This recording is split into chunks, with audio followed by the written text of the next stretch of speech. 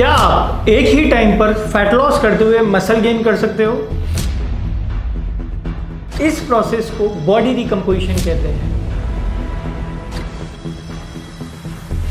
लेकिन यहां एक फिजियोलॉजिकल चैलेंज समझना जरूरी है, क्योंकि दोनों गोल्स एनर्जी स्टैंड पॉइंट से अपोजिट डायरेक्शन में काम करते हैं। तो फिर बॉडी रिकम्पोजिशन होता कैसे है? क्या आप एक ही टाइम पर फैट लॉस करते हुए मसल गेन कर सकते हो?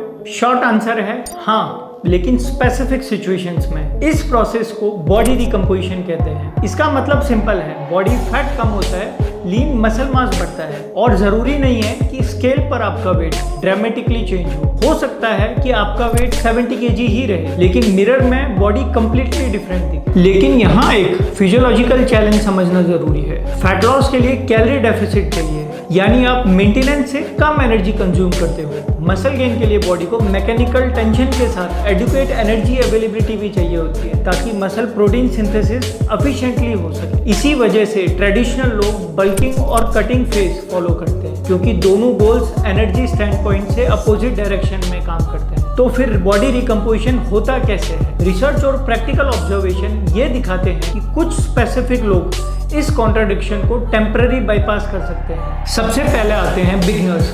जब कोई नया trainee structured resistance training start करता है, उसकी न्यूरोमस्कुलर एफिशिएंसी रैपिडली इंप्रूव होती है। अर्ली फेज में मसल प्रोटीन सिंथेसिस का रिस्पॉन्स रिलेटिवली हाई होता है। अगर इस फेज में मॉडरेट कैलोरी डेफिसिट रखा जाए और प्रोटीन इंटेक सफिशिएंट हो, तो बिगिनर लिमिटेड अमाउंट पे मसल गेन के साथ साथ फैट लॉस कर सकता है। ये इफेक्ट स्ट्रॉन्गेस्ट होता है इनिशियल 6 to 12 मंथ्स में। दूसरा ग्रुप है वो लोग जो ब्रेक के बाद वापस ट्रेनिंग स्टार्ट करते हैं। यहाँ मसल मेमोरी का रोल होता है। पहले ट्रेन्ड मसल मायोन्यूक्लियाई रिटेन करते हैं, जिस वजह से lost muscle relatively fast regain होती है, कभी कभी स्लाइट डेफिसिट में भी। ये बिल्कुल न्यू मसल बनाना नहीं होता, बल्कि पहले वाला मसल रिगेन करना होता है, इसलिए ये फास्टर लगता है। तीसरा ग्रुप है हायर बॉडी फैट परसेंटेज वाले इंडिविजुअल। जब बॉडी फैट हाई होता है, स्टोर्ड एनर्जी अवेलेबिलिटी ज्यादा होती है। मॉडरेट डेफिसिट के दौरान भी बॉडी एनर्जी मोबिलाइज कर सकती है विदाउट इमीडिएटली कंप्रेसिंग लीन टिश्यू। अगर साथ में रेजिस्टेंस ट्रेनिंग और प्रोटीन इंटेक एडुकेट हो, यहाँ यूजुअली सिग्निफिकेंट फैट लॉस होता है और मसल मास प्रिजर्व होता है। साथ में थोड़ा लीन गेन पॉसिबल हो। Pound for pound fat swap realistic expectation नहीं होता। अब सवाल है,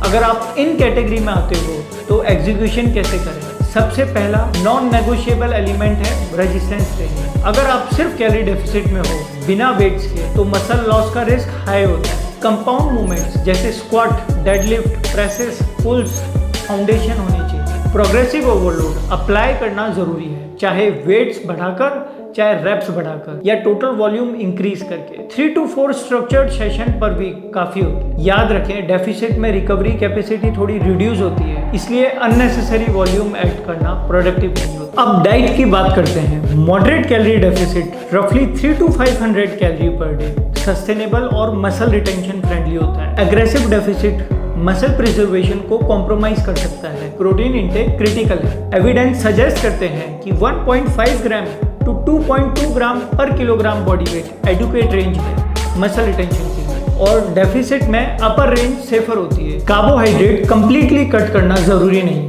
परफॉर्मेंस मेंटेन करने के लिए high protein, moderate fat and low carbs ideal होते हैं। फिर आता है रिकवरी। मसल जिम में स्टिमुलेट होता है, ग्रोथ रिकवरी फेज में होती है। 7 to 8 आवर्स की क्वालिटी स्लीप हार्मोन बैलेंस और मसल प्रोटीन सिंथेसिस के लिए इंपॉर्टेंट है। क्रॉनिक हाई स्ट्रेस अडेप्टेशन को नेगेटिवली इम्पैक्ट कर सकता है। अब कार्डियो की बात करते हैं। इशू तब होता है जब कार्डियो एंड स्ट्रेंथ ट्रेनिंग एक साथ किया जाए। Moderate cardio 2 to 3 sessions per week generally ideal होते हैं। अगर सेम दिन दोनों करना पड़े तो आइडियली स्ट्रेंथ पहले करें और कार्डियो बाद में, या सेशंस के बीच में कुछ घंटे का गैप रखिए। Extremely long endurance sessions avoid करना बेटर होता है अगर प्राइमरी गोल मसल गेन है तो कंक्लूजन सिंपल है, बॉडी रिकम्पोजिशन पॉसिबल है, लेकिन मैजिक नहीं है। ये बिगनर्स, रिट्रेन्ड इंडिविजुअल्स और हायर बॉडी फैट वाले लोगों में सबसे इफेक्टिव होता है। बाकी लोगों के लिए प्रोग्रेस स्लोअर और लिमिटेड होती है। अगर आप प्रोग्रेसिव रेजिस्टेंस ट्रेनिंग कर रहे हो,